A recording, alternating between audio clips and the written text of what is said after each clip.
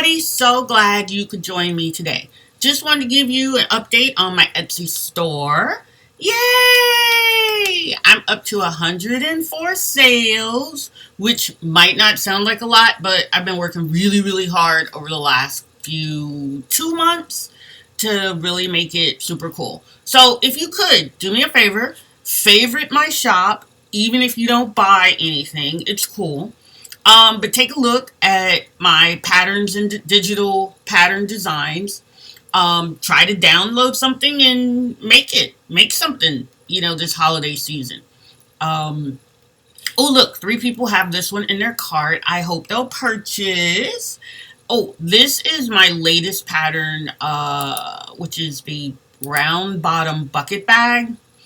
It's really cool. It's a little more challenging than the boho bag, but this will be really cute. A lot of people will, really like this bag when you see it.